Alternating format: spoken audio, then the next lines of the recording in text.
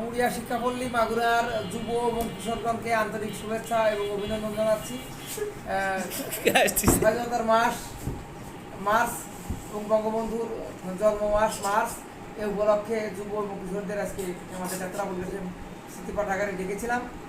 যারা যত সময় এসেছে তাদেরকে আন্তরিক অভিনন্দন জানাচ্ছি এবং ধন্যবাদ জানাচ্ছি।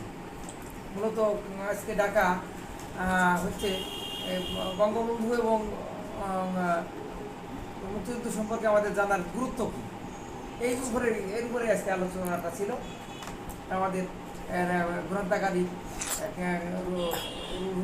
রুবুল হাসান রুবেল প্রথমে স্বাগত বক্তব্য বেশ খানিকটা বলেছে এবং আমাদের অন্যান্য যেসব আমাদের পাঠক যুবক তারাও বেশ কিছু মূল্যবান কথা বলেছে।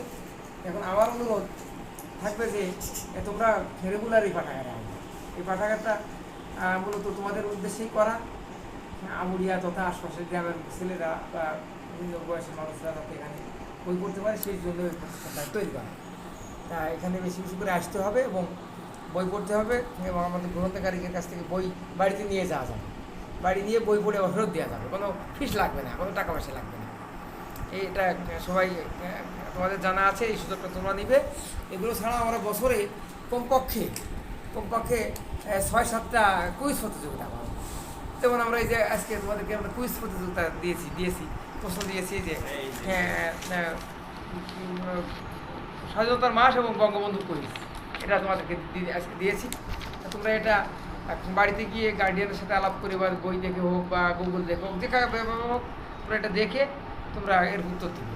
উত্তর আমাদের এই পাঠাগারের বক্সে দিবে এবং আমরা আশা করি আগামী 17 মার্চ তারিখে জাতির জনকের জন্মদিনে জাতীয় শিশু দিবস তোমরা জানো, সেই দিবস আনুষ্ঠানিকভাবে প্রাইজ দিয়ে দেবো।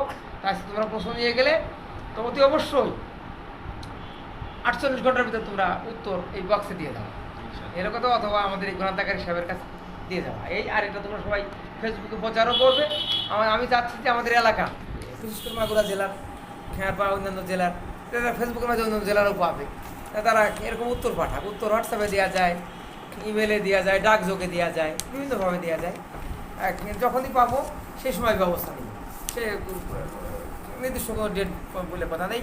বিশেষ করে এই পাঠাগারটার জন্য আমরা 17 মার্চ তারিখে প্রাইজটা দিয়ে দেবো বলে ঘোষণা দিচ্ছি। যাই হোক, আর কথা বাড়াচ্ছি না।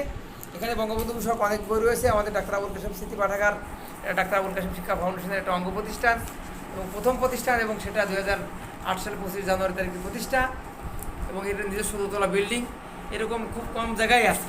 এটা আমাদের একটা গর্ব, আমাদের একটা গর্বের জায়গা। এটা নিজস্ব দোতলা বিল্ডিং, এখানে পর্যাপ্ত বই রয়েছে, সরকার বই দেয়। কালচারাল মিনিস্ট্রি থেকে আমাদের রেজিস্ট্রেশন রয়েছে, সমাজসেবা মন্ত্রণালয়ের রেজিস্ট্রেশন রয়েছে, সমাজ কল্যাণ মন্ত্রণালয়ের রেজিস্ট্রেশন রয়েছে। তাই এরকম সেসব কর্মকর্তাদের পৃষ্ঠপোষকতা রয়েছে, আমাদের জেলা প্রশাসন সহ বিভিন্ন কর্তৃপক্ষের পৃষ্ঠপোষকতা আমাদের এখানে রয়েছে। সবাইকে আন্তরিক অভিনন্দন জানাচ্ছি। আর এই স্বাধীনতার মাসে সবাইকে আরেকবার ধন্যবাদ জানিয়ে এবং পাঠাগারে বেশি বেশি করে আসার কথা বলে, বই পড়ার কথা বলে এবং বছরে কমপক্ষে 6-7 বার বিভিন্ন কুইজে অংশগ্রহণের আহ্বান জানিয়ে আমার বক্তব্য এখানে শেষ করছি। ধন্যবাদ। আসসালামু আলাইকুম।